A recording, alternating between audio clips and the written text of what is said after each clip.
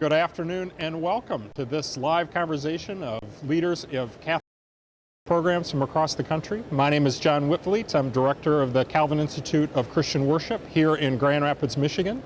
It's our joy, all of us in Grand Rapids, to welcome the NPM convention here, and it's now my joy to moderate this discussion about church music programs and education. Such a crucial role these programs play in forming leaders for the church, not only of tomorrow, but of today. And I look forward to this conversation with representatives of some wonderful programs across the United States. And we're going to be inviting each of our guests to introduce themselves, say a little bit about what motivates and inspires their own ministry. And I'd like to begin today with Mark Doerries, University of Notre Dame. So Mark. Thank you. I'm delighted to be here. I am at the University of Notre Dame, which for anyone who's not familiar, we are at the northernmost edge of the state, which if you're from the East Coast, you may think of this as just a flyover state, but we are a program in a very beautiful environment near Lake Michigan. My specific role in the Sacred Music at Notre Dame program is the director of the Notre Dame Children's Choir. The whole program is a relatively new organization, still evolving, but one of our central components is a educational and ministerial program for young people ages 5 to 15. I also teach in the conducting program at the master's and doctoral levels and oral skills program. So delighted to be here. I'm Anthony Ruff. I'm a monk at John's Abbey, and I'm with the Master's Liturgical Music degree program in Collegeville in the School of Theology Seminary. You know, I suppose my two specialties, well, there's three of them. Maybe I'll think of a fourth one before I'm done. But I've certainly focused on Gregorian chant and the role of chant in the liturgy. Also quite a bit on the role of music in the liturgy and what the Vatican II reforms mean. And I also focus on ecumenical or Protestant hymnody. I'm Ben Cornelius Bates. I'm adjunct in organ and sacred music at Duquesne University in Pittsburgh, Pennsylvania. My particular role is particular to preparation for organists and service playing. I also lecture in a couple of courses on the history of liturgical music. We have a course called Practicum, which covers all those things we don't have time for a course for. So on handbells, I do a day on what your priest or minister is supposed to do when they preach, and it's always one of my great joys of making organists write their own homily, give them a chance to experience what the other side has to go through. And I also teach a class in Practicum where we look at all of the various denominations and the rubrics regarding liturgy and music. It's a very exciting program. My particular passion is improvisation, and my chair, Anne Labunsky, who's a very well-known organist, internationally studied with John Longley, a great improviser herself, and so that being my passion as well, we emphasize a lot on improvising at the organ, particularly to chants and to hymns. I'm David Mathers, and I'm a doctoral student at the Catholic University of America, and I probably have the wordiest institution. It's actually the Institute of Sacred Music at the Benjamin T. of Music of the Catholic University of America, and I've completed everything except the final page. So I'm looking forward to that. The director of our program is Dr. Leo Nestor, and I also am a full-time music director in a parish, and I've had long years of experience in that, and so that's really my background. My focus is the wide range of things you need to be able to do: play the organ, direct the choirs, and have a pastoral approach to. And so that's really my work on skills and be a well-rounded church musician. I'm Steve Janco. I'm director of the Rensselaer program of church music and liturgy at St. Joseph's College. It's almost as long a name. Our program celebrates its anniversary this year. It got started in 1960. I've been director of the program for the last 10 years. My areas of specialty are composition, pastoral liturgy, but also liturgy in multicultural communities. During the year, I work part-time at a parish in May, St. Eulalia, which is African American, Anglo, and becoming more and more Hispanic. So we have challenges in our own community, and I think it helps to make me a better teacher, to be a practicing musician in a multicultural parish. Very good. So what a wonderful group of people. I'm thrilled from the Protestant side to be able to listen in and learn from all the dynamics and opportunities in the conversation. And I'm wondering if we could talk now a little bit about the degree programs you represent, something that's unique or uniquely characteristic programs. This is the opportunity for the passion speech, something you're passionate about in the programs you represent. Steve, could we start with you on this one? Sure. The Rensselaer program offers 2 master's degrees, Master of Arts in Music with a concentration in church music and liturgy and 6 possible emphases, and then a second master's degree called Master of Arts in Pastoral Liturgy and Music, which is about 2/3 liturgy, 1/3 liturgical music. We offer a diploma in pastoral liturgy for those who might not want to pursue the full master's degree, or even some who don't have a bachelor's degree but are capable of doing graduate level study and who aren't finding another place to be able to do that. Our program has always been summers based. So since 1960, there's been an annual summer semester. Most of our students finish their MA degrees in 4 summers. And our focus is really on parish. It's on parish liturgy. Almost all of our students are practicing musicians. They come away for 4 weeks, then they go back and practice for a year. It's a praxis theory, praxis model of liturgical education. The one thing we can't do that other programs can is instrumental studies is not a strong suit for us over the course of 4 weeks. So our Master of Arts in music with an emphasis in organ is not going to be the same as a Master of Music degree in organ.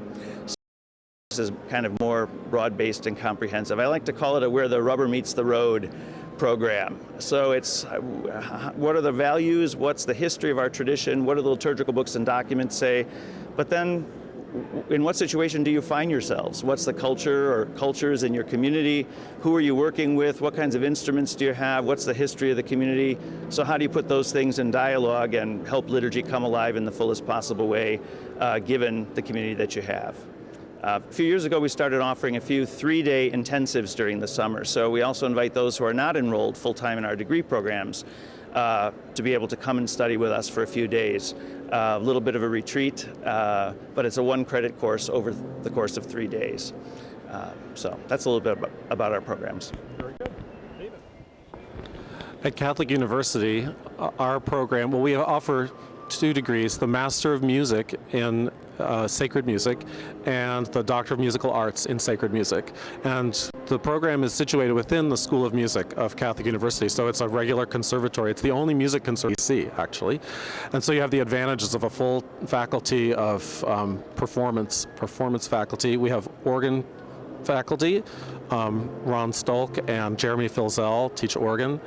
And of course, Dr. Nestor teaches the choral conducting and directs several of the choirs there. And the program, what makes the program really unique is the ability for students, the requirement of students to take courses from our musicology faculty, from our applied music faculty, and also from the faculty in the School of Theology and Religious Studies at Catholic University, which is one of the major institutions in the world, actually, where we have professors like Kevin Irwin and Michael Witzak. So it's a really wonderful opportunity, that kind of broad-based to your education at Catholic U. But the other opportunity, the other thing that's really excellent is that all the graduate students are required to be in the chamber choir, which is a performing ensemble that not only gives concerts but participates in the liturgical services at Catholic University. So you have a liturgy-based opportunity there. And students not only sing, but also direct the chamber choir or piano in services as well. So it's a way that the program is integrated into the liturgical life of the university. Boy, and I thought we had the market share on that aspect. I'm just kidding. As I was mentioning before, at Duquesne, I think we particularly emphasize improvisation between Ann Labunsky and myself. With being more specific about that, though, we've had a lot of emphasis on Gregorian chant in the past 5 years.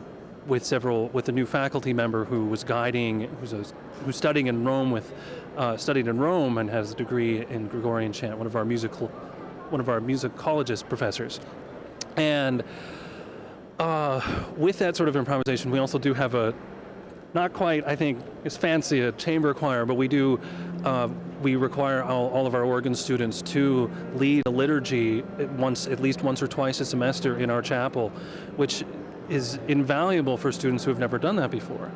One of the great things about Pittsburgh, too, is that it's a very vibrant sacred music city. We have an incredibly strong AGO and American Guild of Organists chapter, and there are plentiful church jobs. I think all of our students currently have a church job.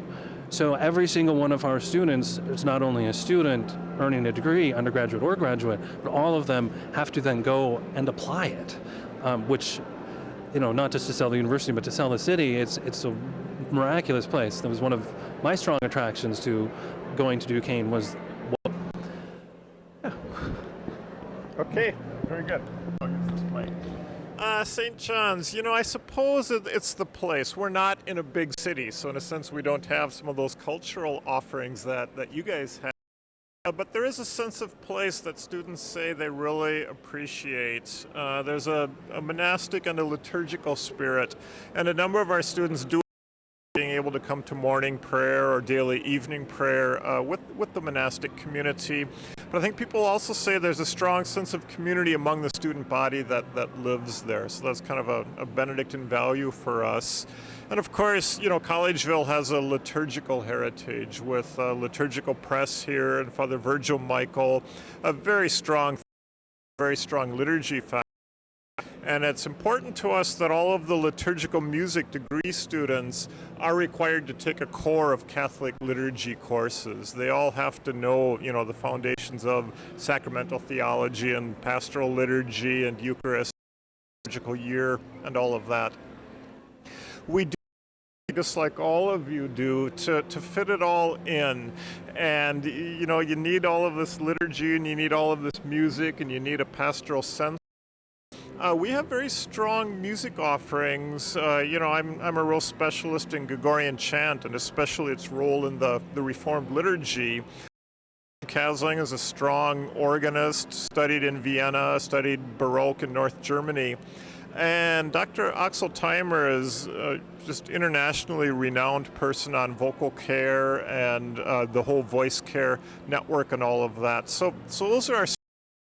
I think we are going to look at adding some diversity to the program. We'll be hiring a keyboard person in the next year, I think an organist.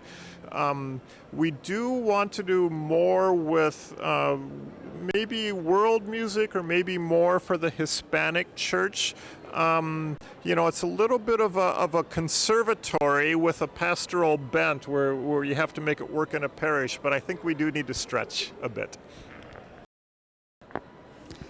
The sacred music program at Notre Dame, we offer two main focuses, a master's in sacred music in 3 areas, in voice, and we also offer a DMA degree in those 3 areas as well. And you can then track or specialize in worship and liturgy, or you could do performance. You could also do a degree and combine courses together from different departments. Our faculty all have concurrent teaching positions in anthropology, studies, in theology, in the music department. So we think of ourselves as an interdisciplinary program for people who want to be very broad-minded church musicians. I think one of our specialties is that, say this first, is that our students, when they come, are often surprised about how intense these programs are. I'm sure you all have the same experience, but it's very different than how I was educated. I went through the conservatory program, but this is the conservatory plus theological courses. It is an intense program, and so it's not a warning. It is an opportunity to a place that's at Notre Dame, and to focus intensely on studying church music, the documents, and the actual practice. One of our other is unbiased towards it, but it is working with young singers and young organists. We started a program 2 years ago, the Notre Dame Children's Choir. We envisioned it as a 20-voice choir, which our graduate students would take music education courses, which we offer, and then be the faculty in the classrooms. It grew from 20 to 40 to 120, and now it's over 300 singers strong in just 2 years, with 15 of our students acting as directors, as organists, as pianists. And our oldest kids just went on tour with myself and one of our graduate students to New York, to Philadelphia, to Pittsburgh. And so we're very lucky to have this support. The students work essentially for their degree. They come and we place them in it could be working with the children's choir, playing the organ in the basilica. It could be singing in an ensemble. We have several different ensembles. Most of our students spend 7 hours singing in an ensemble every week. And our doctoral students get placed in churches to be primary church music leaders, but they are required to either continue or to plant new children's choral programs, because for us this is the only way that continue to live, is to plant it within the youngest generation, and we've just seen an incredible delight within young people. So it's been a magical, I think, experience to watch graduate students who are wary of working with young children, and children who may be wary of kind of young graduate students bring these bonds and over sacred music. So I'm so impressed by the depth, thoroughness, wonderful things happening. Now, the question I'd like to ask next is actually a question about tension. It's something we feel on the Protestant side a lot, and it's this tension between the Western musical heritage, traditional classical music, the disciplines it takes to master that, and yet the pressures at many worshiping communities are looking for expressions that go by different labels: contemporary, folk, music of various ethnic and cultural groups, so that a lot of students and graduates feel quite a tension between what they were formed to learn about in school and what they are asked to do in congregations, parishes, and communities. Their students' experience and how are the programs responsive to some of those challenges? Any takers to get us started on that? All right, thank you. Thanks, Ben. Because one of the courses that I teach is a service playing class, so the basic skills of playing a service.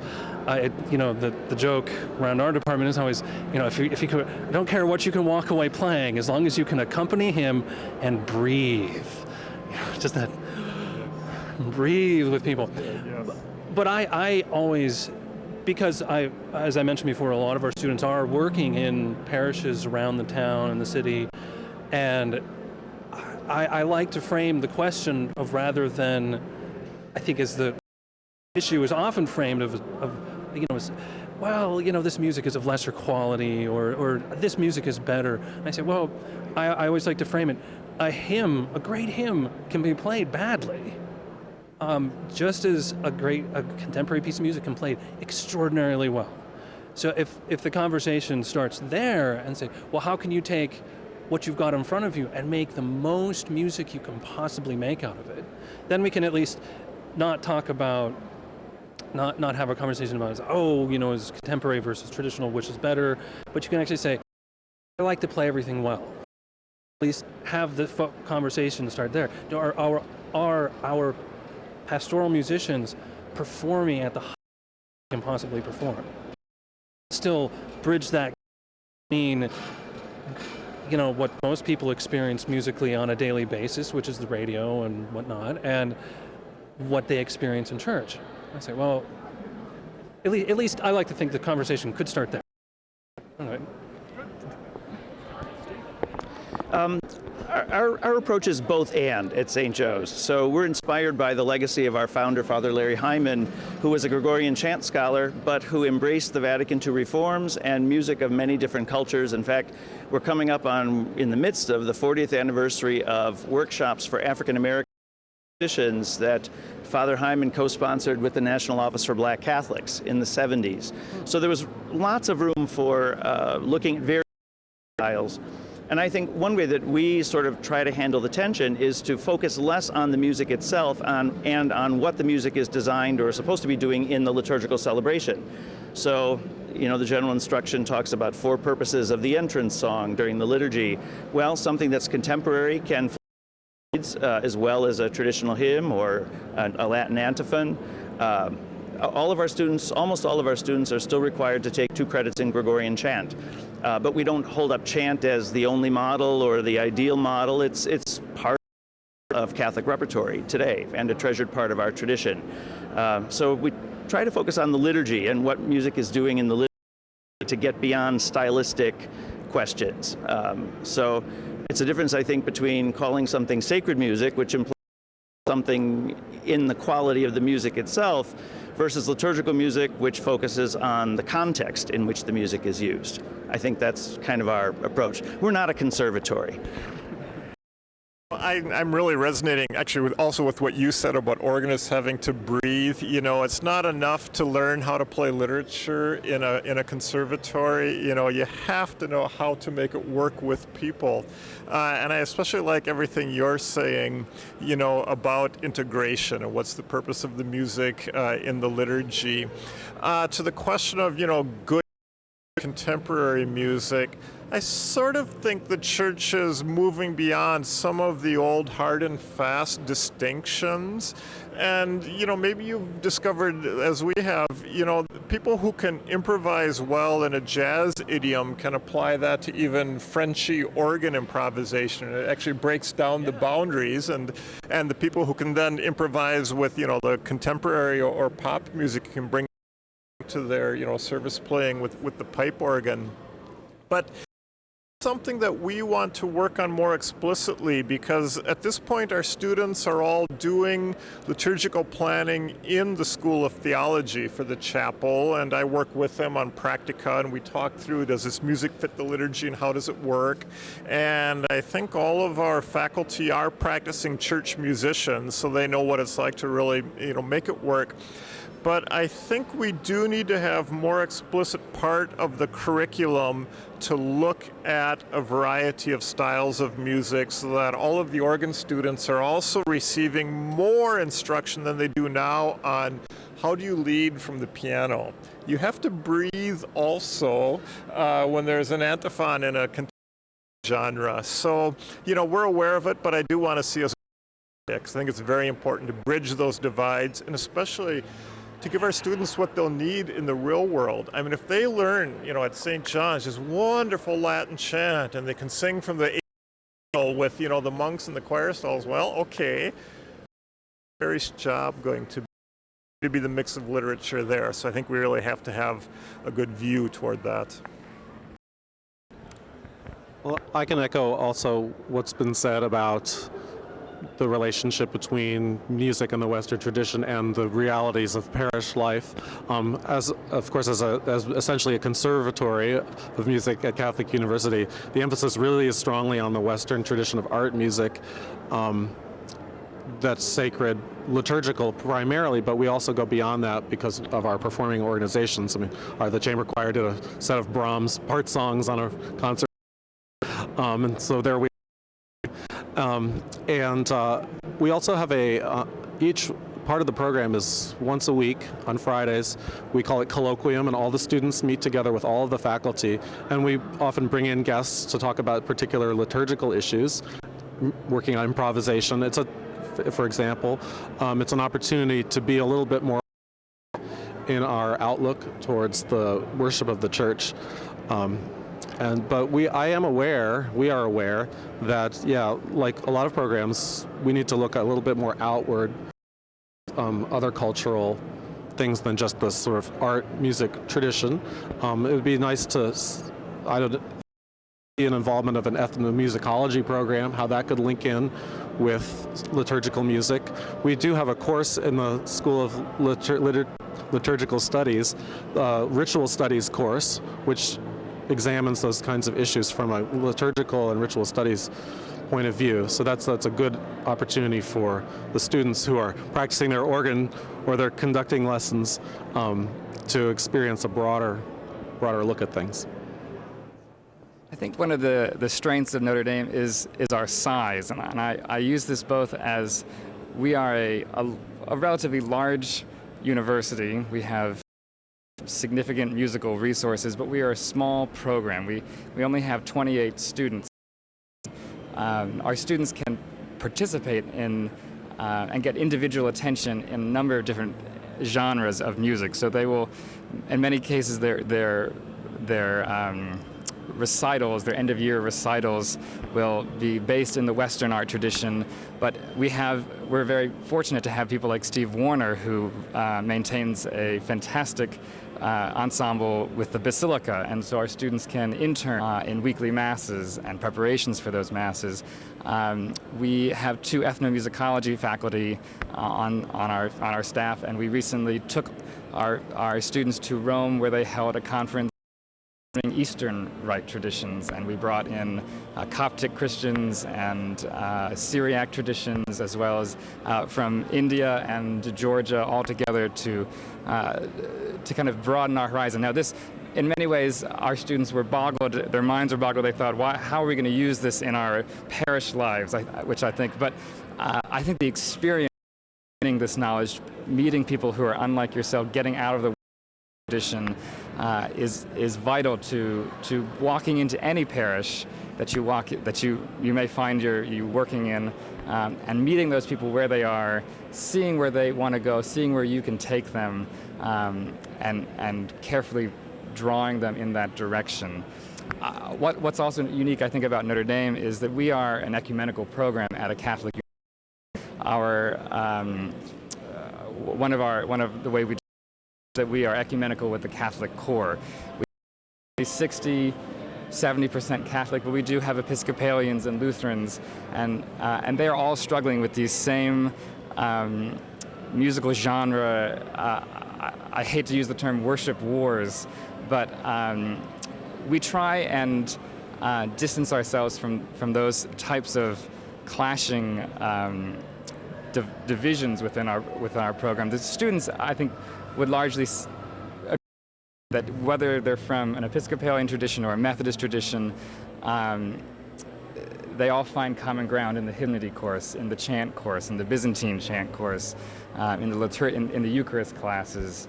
That's not to say there aren't divisions, but because we see a strength in being ecumenical, we try and find those common grounds so that our students can go into parishes that are deeply divided and bring them together, unify them. I'm loving everything I'm hearing, because what I find so refreshing is that we're all basically saying, let's reframe the conversation rather than talk about this tension wars that shouldn't be a part of the conversation in our teaching and in our emphasis. So it's really refreshing, and we all have these different specialty areas and things we like, but it's so great to be amongst people, where you say, well, it's not about, contemporary or traditional idiom. It's about, what is necessary for your parish. That idea of being a pastoral minister. And well, I can play all of Viren's symphonies, like no business, but at the end of the day, does that enhance the liturgy?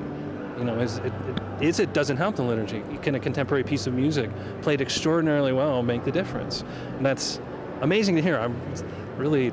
I think the distinction between conservatory and non-conservatory is in many ways not helpful. I think that we are all trying to educate our students and our communities in we believe will be most helpful for parishes for the future of these.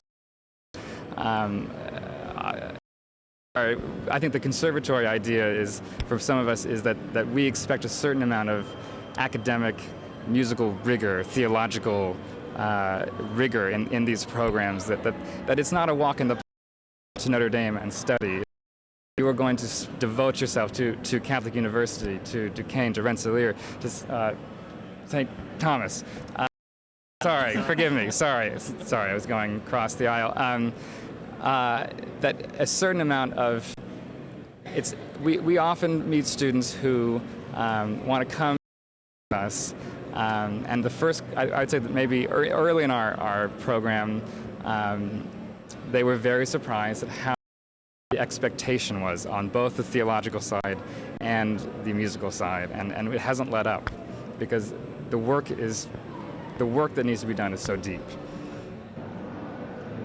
Great. I think we've discovered the storyline for the conversation, which is this really consensus or unity around the fact that we want to resist these binaries of classical and contemporary, traditional, folk, whatever they might be. On the Protestant side, there is, I find, such great hunger among students to get past that binary. And not all congregations or worshiping communities are there yet. Not all pastorally inside that seeking worship-related staff. But I think the very fact that students are so hungry for it and the very fact that you're speaking with a similar perspective, to me, very heartening. So this is terrific. Wonderful. I'd like to switch conversation now. This is maybe a unique Protestant question, but it has to do with the names of your various. When Protestants look at Catholic programs and they see the use of the term liturgical music, sacred music, church music, we have a sense that these things connote nuances of difference. And be curious as the naming of your program is significant and what the name may mean, what it's trying to communicate in the very title of your programs. I would say for St. John's it was a program. They were very conscious in saying it's not a sacred music degree program. And I know that term can be used in a wide variety of ways, so I suppose some people do use it with a liturgical connection, but the term doesn't contain that. Said, no, it's not a sacred music degree program. It's a liturgical music degree program because the music really has to come from the liturgy and it has to fit within the liturgy. So, yeah, that's why we program liturgical music. The Rensselaer program of church music and liturgy actually started out in 1960 as the St. Joseph's Institute for Liturgical Music. So Father Hyman found this term in Pius XII's encyclical Musicae Sacra Disciplina, forward-looking decision on his part, and I can only imagine that it raised a few eyebrows when he used the term liturgical rather than sacred music in 1960. Later in the 60s, early 70s, the name was modified to the Rensselaer program of church music and liturgy, so that there would be a sense that other folks from other liturgical traditions and denominations were welcome in the program. Not specifically liturgical music, but church music a little more broadly. Music education was actually part of the Rensselaer's program early on. And both of our degree programs have a core of liturgy courses. So for us, we don't think you can be today or a liturgical musician without also being a liturgist that has good foundations in liturgical tradition and the documents, interpretation of liturgical law, and has a good, well-rounded pastoral sensibility. Well, we do call our institute the Institute for Sacred Music, but it's not really meant as an exclusive term. It's meant just as a more broad, it's music that's more broad than just the music for the liturgy. Was saying we have performances that involve students in sacred music that's beyond liturgical use. I think when you think about the document Musicam Sacram, I think there's a resonance there also with the words with sacred music. It was a descriptor for what we call liturgical music nowadays. So it's not really meant to be an exclusive thing. We have plenty of liturgical, a large liturgical basis for all of what we do, and so you have to take the term sacred music in its broadest context, I believe. I think our program at Duquesne University is probably similar in that same sense that we try to cover as many bases as possible, with requiring no matter what denomination our students may hail from, whether Lutheran or Presbyterian, that they all have to learn chironomy. They all have to learn how to conduct chant, as well as sing and read the neumes, and as well as all of our Catholic must learn, all those Lutheran chorale names and know the Lutheran chorales that go with them, and they need to know their Charles Wesley, the Wesleyan hymns, and so in the sense, our program is similar in that it's a broad sacred music program? So Sacred Music at Notre Dame is, this September will celebrate our 10th anniversary in existence, which, how that stacks up to you all, but I think we're the youngest guy on the block here, potentially. We were founded because our degree program was the Master's in Sacred Music, and we thought that that was a accurate way to represent us. I think it's a broad-minded approach. What can sacred music? We want students to come who are stretching the limits of what can be sacred music. We will get the people who only want to do Gregorian chant. We will get the people who only want to do contemporary music. But I'll tell you, we have a student who came from a jazz. He actually, in another life, he had won a Grammy in jazz piano, decided he wanted to go back into church music, and has studied and done his master's, is now doing his doctorate with us, and has written Vesper. He wrote Vespers for the Transfiguration in this stadium, and I don't mean loud trumpets and horns blaring, big band. It was a jazz trio that he used with this children's choir that he was tasked with forging. And it was one of the most spiritual experiences of my life. And I think it goes to this name that we have, that it's a broad, it encompasses contemporary, it encompasses historical music, it encompasses things we've encountered before.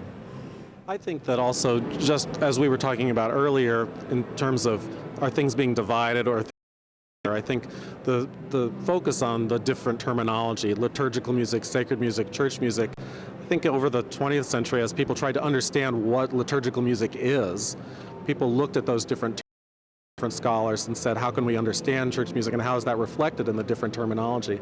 I think it's not so useful necessarily to really focus on that terminology. Here we all have these programs, wide range of study, and really you could almost the names equally to the programs, give or take, but I think it's less useful, I think, to focus on a name and how are you this other group when we're really all more or less looking at the same thing, and things are coming together, I think, more holistically. I just want to add to that, because that's a beautiful comment. One of my favorite things I like pointing out to all of our students in church, there's more homogeny among the hymnals than there's ever been in the past. There are Gregorian chants in the Presbyterian hymnal, and we sing Martin Luther's hymns in the Roman Catholic Church, which is historically, I think, just mind-boggling, that there would be reflected in our hymnals in the churches today this amazing unity in Christian worship. Yeah, I want to echo that. Bob Battistini likes saying that, the musicians were ecumenical long before the rest of the church was. And I should also say, when we say liturgical, that doesn't mean only Catholic. Episcopalian and Lutheran students can really chime right into that. So, yeah. Good, wonderful. I'd like to ask a question about the curricular puzzle that goes on, and I'm thinking about the many different skills you've already named that need to be a part of students' formation. Skills, liturgical skills, pastoral skills, theological insight. There's really ethnographic, anthropological insight students need. Managerial skills, interpersonal skills. I could go on at some length. There's so much to try to fit in. And I'm wondering if you could reflect a little bit on a place in your program that does a really good job of forming students, multiplicity of skills that are needed. But then also, if you think out over the next few years, if you could dream for an adaptation to your that would create even more exposure to a set of skills. It's really a prioritization question. What would you want to? I'd like to add on to our study program so that we can really equip them with everything that they need. So we'll see where that goes. It's our strength, but it's also something that I think we need more. Where a student plans a liturgy, selects, the choral repertoire, rehearses with the group, and then we talk about it and we say, how did it integrate? Was it the right music for this liturgy? Did it fit the structure? was it right for this community? Because sometimes, you know, I've been an idealist and I've really sort of missed it because it's a graduation liturgy where there's a lot of people from the outside, and so I should have thought about what common repertoire will work and what doesn't work. So I think, you know, in the practicum, that's where our students are getting that, and that's really the core and peak of our program, and I think we need more of it. I think, you know, now it's 4 they have to do, and then they end up doing more because they're on the liturgy committee. Boy, if that could be 5 or 10, I think, you know, the more the better, so they really know how to pull it all together and make it work in practice.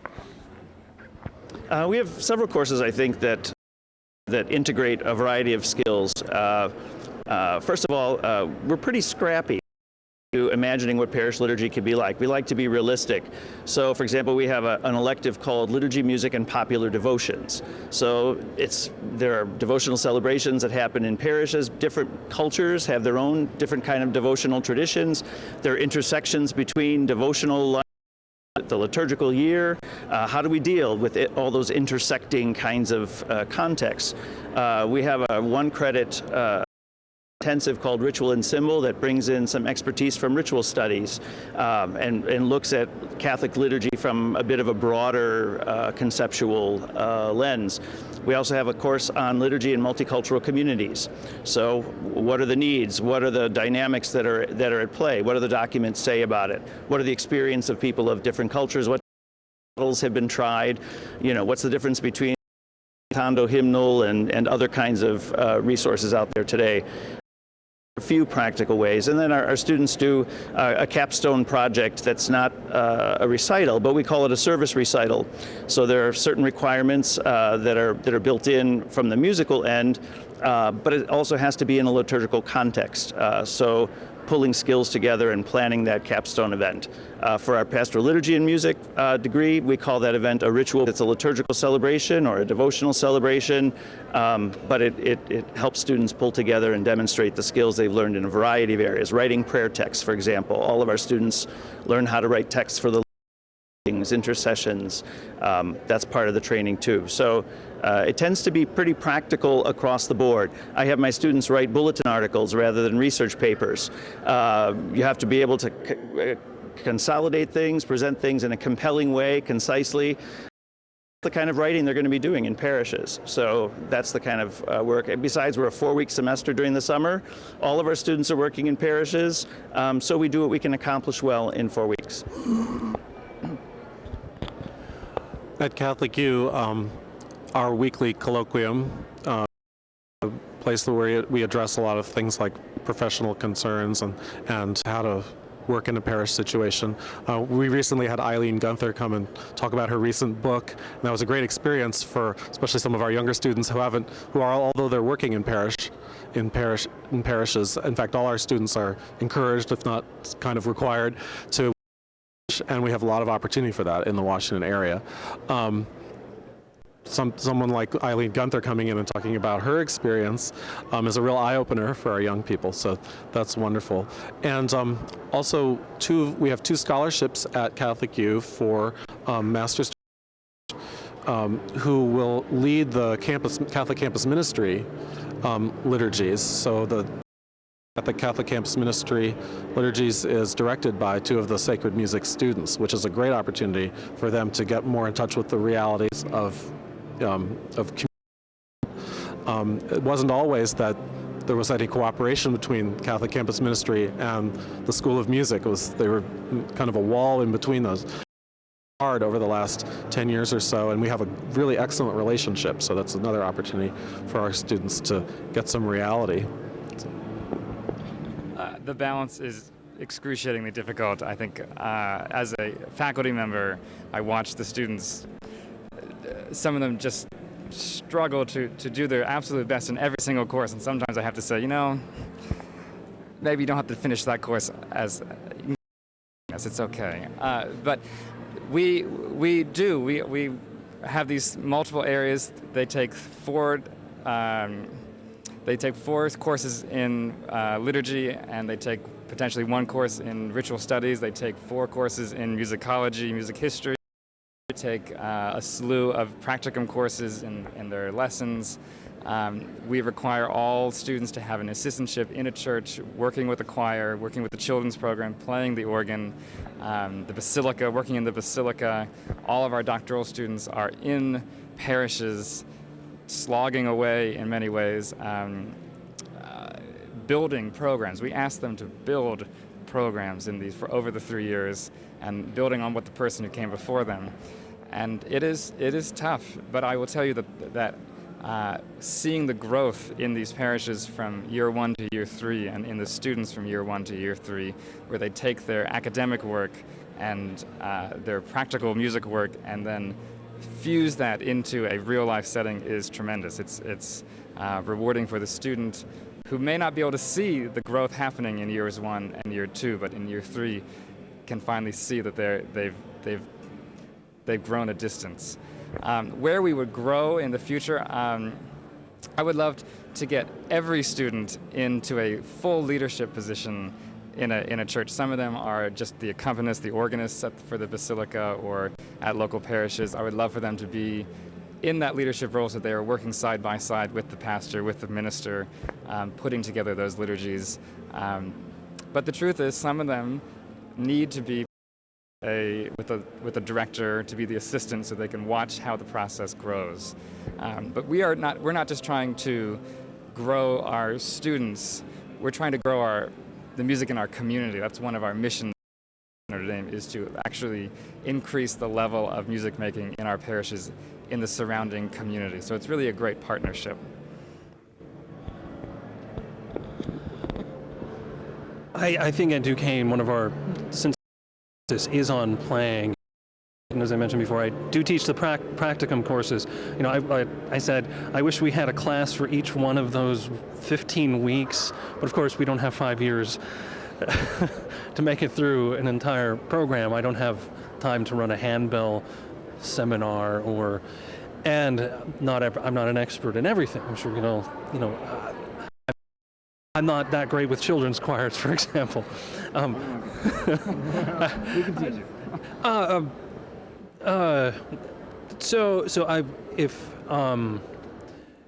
If there was, one of the great things that we've experienced at Duquesne in the past 2 years is we've gotten every organ. We have a brand new organ in our chapel, and that is from direct support with campus ministry. I think Duquesne's history has had a rocky relationship with campus. But it's really, yeah.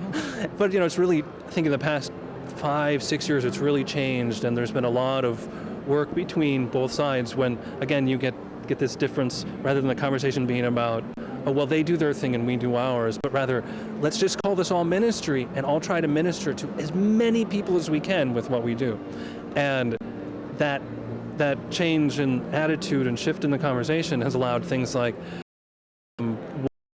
Came up to Duquesne and they said, well, to the chapel, and they said, well, what do we need? We need a new organ. And so we now have a brand new Tournemire style organ. Back to the French improvisation. It's magnificent. You'll have to come and visit. You also come and visit. And we've also been very blessed with getting 2 new studio organs and our practice organs rebuilt this past year. So with our emphasis in playing a lot, what I would love to see for our department is really theological and liturgical emphases in our coursework. Not that it isn't there, not that I don't. When I love in teaching those practicum classes, and I say, okay, besides Eileen Gunther's wonderful book, giving each class, say, well, how do you work with the pastor? Well, here's a book list that you all should read. Or the history class, and say, well, go get the Oxford Dictionary of Christian Worship with the 2,000-page tome. So just go read that, and you'll be fine. But actually giving them a practical resource to, if we don't have time to teach it, to give opportunity and the critical thinking skills to do it themselves and go off and do. So that, at least at Duquesne, that's what I'd love to see more growth in our theological area. Very good. Well, thanks to all of you. I'd like to ask a question that is, I think it's a challenge, especially in a conversation that is so oriented toward consensus and overcoming binaries and this encouraging spirit, and it's a frank and candid question about divisions, factions, differences. I think some of us on the Protestant side can sometimes think of the Catholic world as experiencing beautiful unanimity and unity, because on the Protestant side, when often we disagree, there's a schism. And again, unfortunate tendency of once people break away, it's a pattern that continues to repeat. But I think we also have the sense there are real differences within American Catholicism about the future of the church, the most intense pastoral needs, and sometimes those are pretty frank terms. How do some of those areas of division in the church at large, or strongly held opinions about its future, how do they permeate, or how are they reflected in discussions?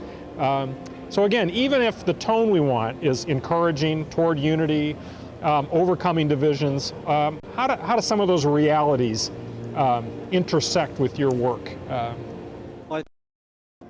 Two of the main points of, I don't know if I'd say division, but of difference in church music today is in the idea of whether to use newly composed hymn texts and hymns as opposed to the relatively recent new interest in the given antiphons in the Roman Missal. That's a point of great controversy. And you have in certain places where you have maybe a pastor or a music director who comes in and says, I want to do away with, and I've seen this happen in parishes, do away with your hymnody repertoire and we're only going to do antiphons. How does that affect a community? Obviously a lot. So that's the extreme range, but that is a point of division. And also just the sheer ethnic, we have ethnic parishes. So a black parish is going to do gospel music potentially, and or a Korean parish will do Korean music. And how to do that authentically in a mixed parish. My parish is very large. It has about 16,000 people, and there's a significant Filipino community and a significant West African community.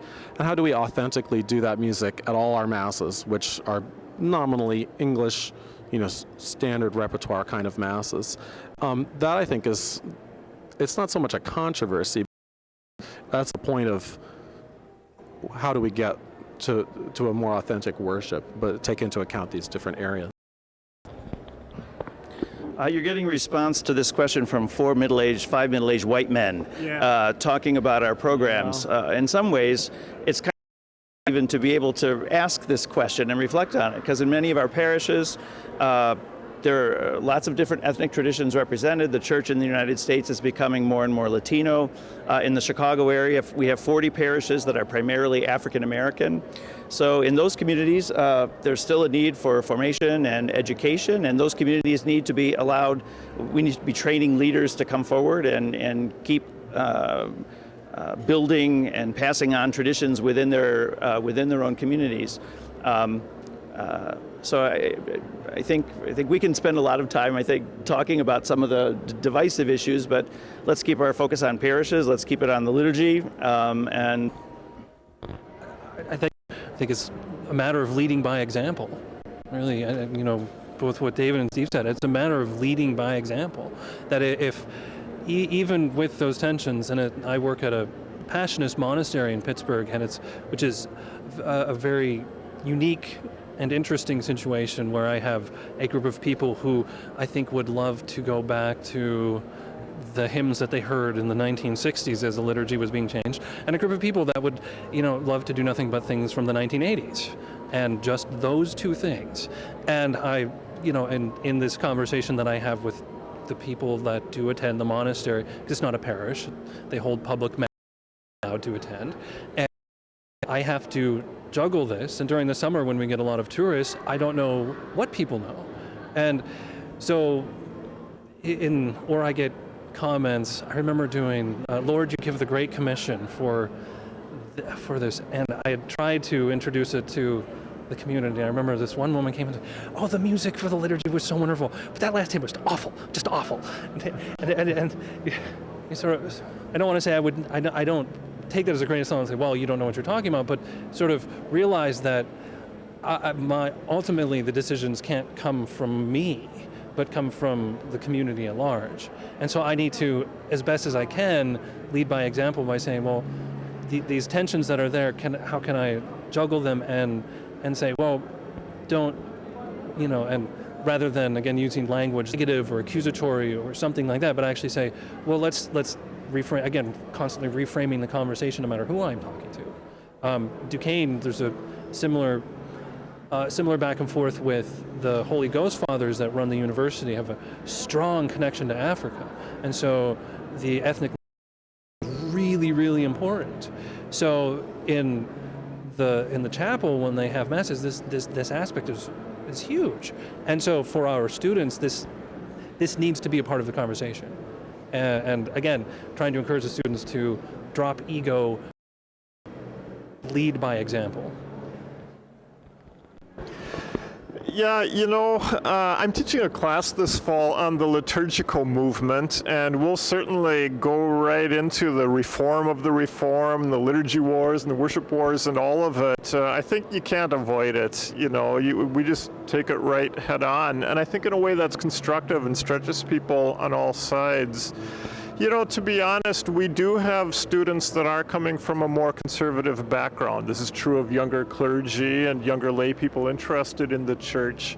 And, my thought is you have to respect that and work with it. And it will, change our program and stretch us and re-examine, what might have been progressive orthodoxies of 10 or 20 years ago, some of which I have held to and, maybe still do. But I think, the generation that's coming up is affecting, NPM, and it's certainly affecting our program.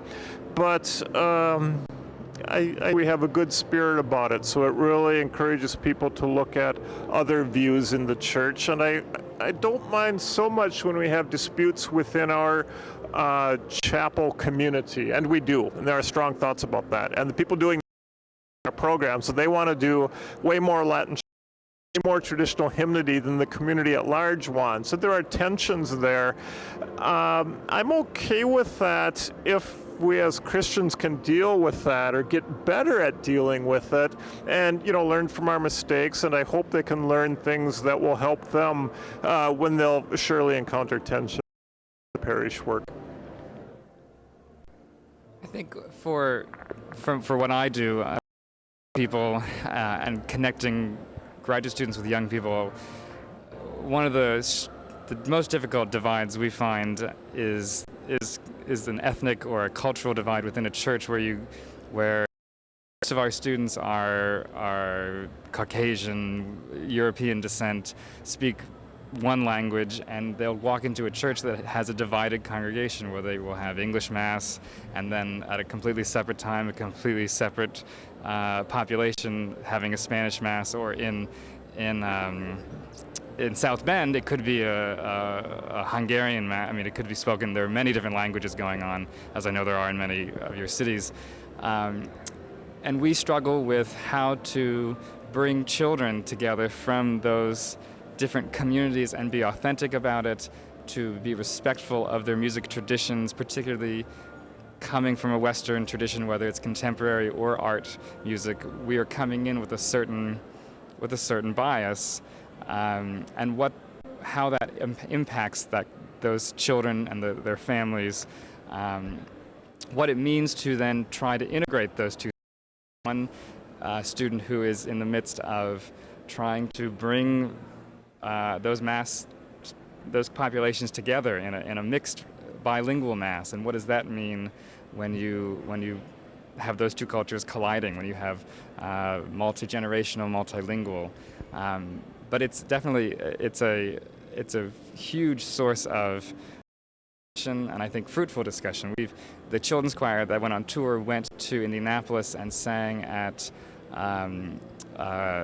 the Christ Church Cathedral there, which used to have an all-boys choir that was all English, Western tradition, and because of their changing population, it's now a fully bilingual choir, and we got the opportunity to sing with this choir, and they don't sound anything like our tradition, and our kids didn't quite know what to make of it, and but it was an incredible growth moment for both the young kids and our kids, because the sound of the music is also foreign to us, I think. and how to be respectful of it, how to embrace it, is something that we really. So grateful how even a question about divisions ended up bringing out such a spirit, a pastoral spirit toward unity in this conversation. It's the theme. It's beautiful. The conversation is drawing to a close here, but before it does, I'd like to give all of you the opportunity to head to the next decade and offer a brief word of either aspiration or encouragement, something you're excited in your own program pursuing over the next decade or so as a way of reflecting on the conversation we've shared. So, Anthony? Endowment, if there are any donors watching online, our development office will contact you. You know, money's a big part of it. To attract students, you have to be able to offer scholarships. So we're certainly working on, being able to offer full rides for that. Also graduate theological education is struggling. So we're really looking at how to reposition ourselves and how can our graduate school remain strong. A lot of challenges in the church. Actually, the Catholic Church is loss of membership, especially in the Midwest and on the East Coast. So we really want to deal with all of that in a hopeful and attitude, but really also say, what do we need to change? So I'm actually hesitant to say where we'll be in 5 or 10 years. I just think the whole thing is too interesting to about the future. I think an ongoing challenge for us as dioceses close worship offices, as continuing education, longer part of benefits packages for diocesan employees, full-time jobs in parishes becoming part-time, part-time jobs becoming volunteer. I think part of the ongoing challenge is how do we bring our expertise and how do we bring what we have to offer and make it more accessible so who can't come for full-time, who can't even come away for 4.5 weeks during the summer. Are there ways we can bring that expertise more locally, perhaps in smaller pieces? Maybe we need to partner with other kinds of organizations or diocesan worship offices. Are there ways that we can broaden, I think, our reach to try to reach people where they are, since they can't always come to us?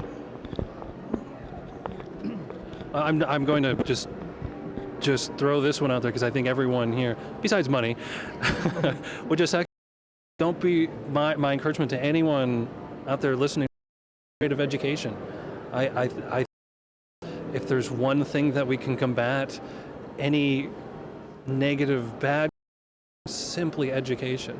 And I'm hearing every institution, everyone here can agree with that simple statement, is that's the way.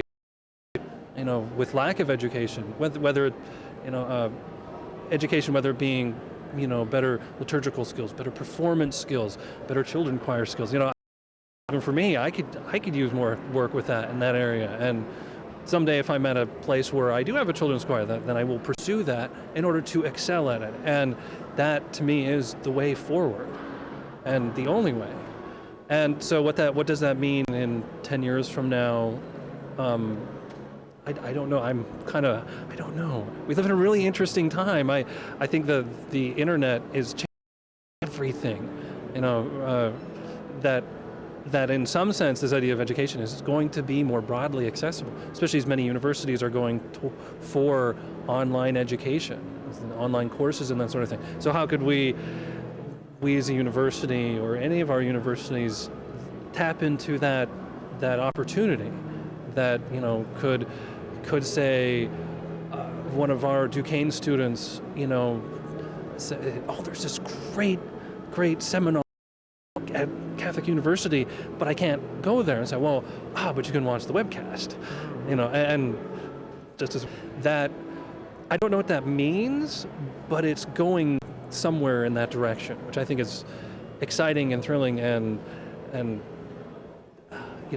there's challenging. There's a tunnel that we're going through, and there's light at the end of it. I just don't know what's going to be on the other. Yeah, I agree, especially about the money. It's important to be able to provide scholarships for people who they're not going to make a lot more money. It's not like a law degree where you go and you come out and you're going to make a lot more money than you were making when you came in. That's not going to happen. So you're not your debts very well.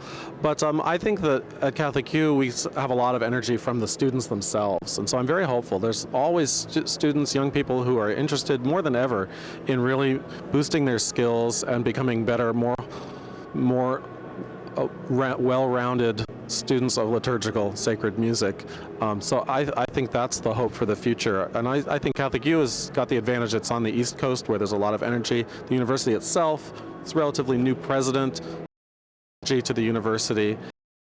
I think, although money with any university is a tricky issue nowadays, but I see the university itself, the School of Music, and the institute, moving forward and continuing, especially based on the energy of the students that come in. I think what we're looking for are great ideas. We're positioning ourselves to be a experimental laboratory of new ideas.